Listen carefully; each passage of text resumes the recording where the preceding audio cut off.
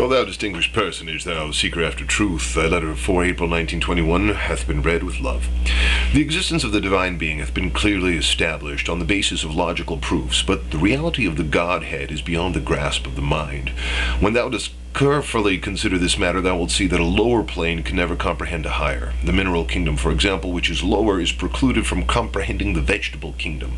For the mineral, any such understanding would be utterly impossible.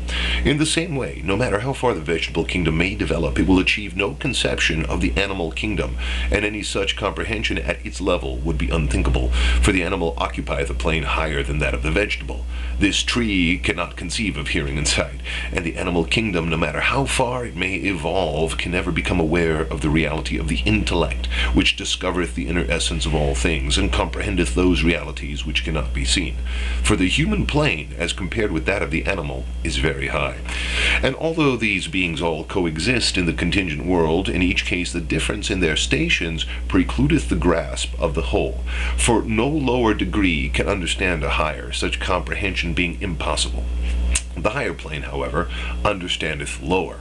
The animal, for instance, comprehendeth the mineral and vegetable.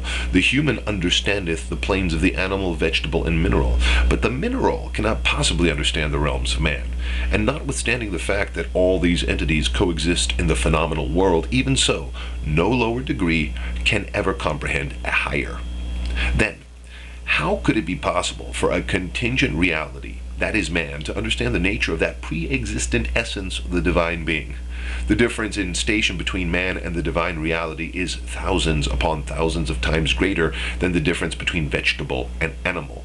And that which a human being would conjure up in his mind is but the fanciful image of his human condition. It doth not encompass God's reality, but rather is encompassed by it. That is, man graspeth his own illusory conceptions, but the reality of divinity can never be grasped. It itself encompasseth all created things, and all created things are in its grasp. That divinity which man doth imagine for himself existeth only in his mind, not in truth. Man, however, existeth both in his mind and in truth.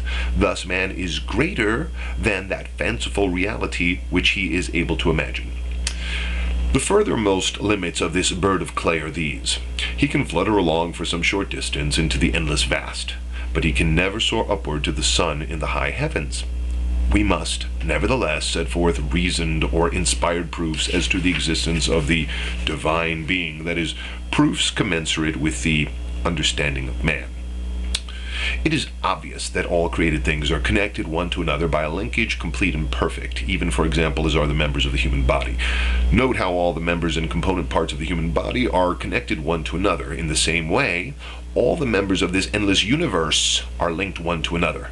The foot and the step, for example, are connected to the ear and the eye. The eye must look ahead before the step is taken. The ear must hear before the eye will carefully observe.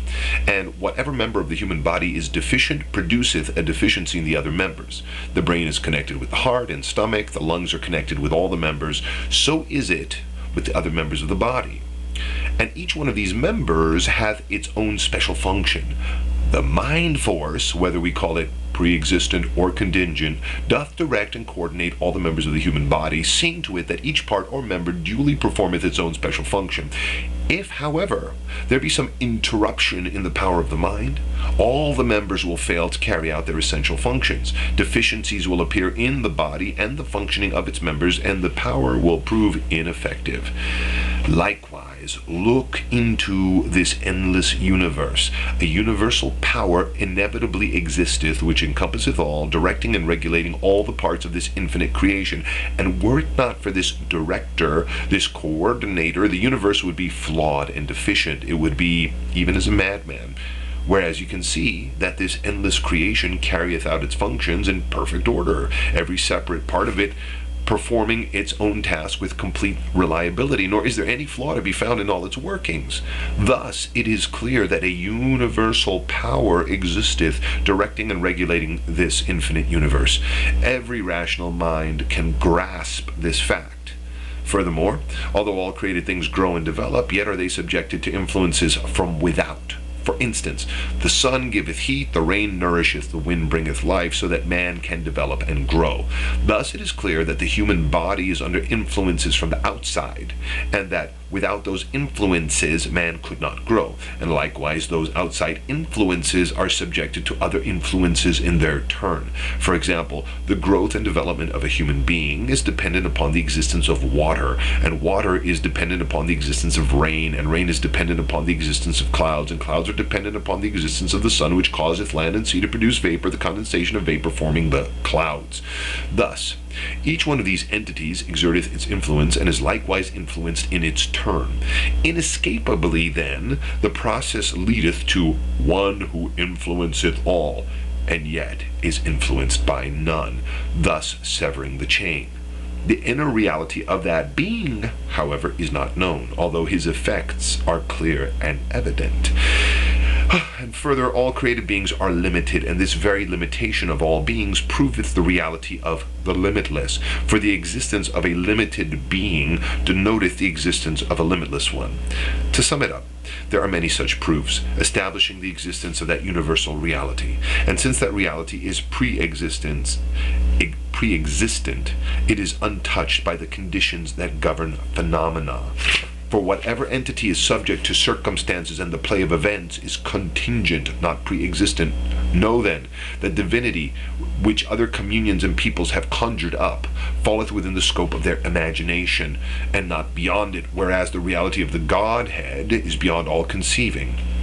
As to the holy manifestations of God, they are the focal points where the signs, tokens, and perfections of that sacred pre-existent reality appear in all their splendor. They are an eternal grace, a heavenly glory, and on them dependeth the everlasting life of humankind.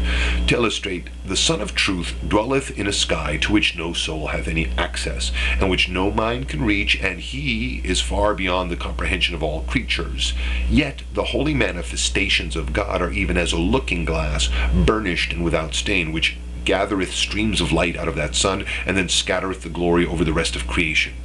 In that polished surface, the sun with all its majesty standeth clearly revealed. Thus, should the mirrored sun proclaim, I am the sun, this is but truth, and should it cry, I am not the sun, this is the truth as well. And although the day star, with all its glory, its beauty, its perfections, be clearly visible in that mirror without stain, still it hath not come down from its own lofty station in the realms above, it hath not made its way into the mirror, rather doth it continue to abide, as it will forever, in the supernal height of its own holiness. And further, all the earth's creatures require the bounty of the sun, for their very existence is dependent upon solar light and heat. Should they be deprived of the sun, they would be wiped out. This is the being with God, as referred to in the holy books. Man must be with his Lord. It is clear, then, that the essential reality of God is revealed in his perfections, and the sun, with its perfections reflected in a mirror, is a visible thing, an entity clearly expressing the bounty of God. My hope is that thou wilt acquire a perceptive eye, a hearing ear, and that the veils will be removed from thy sight.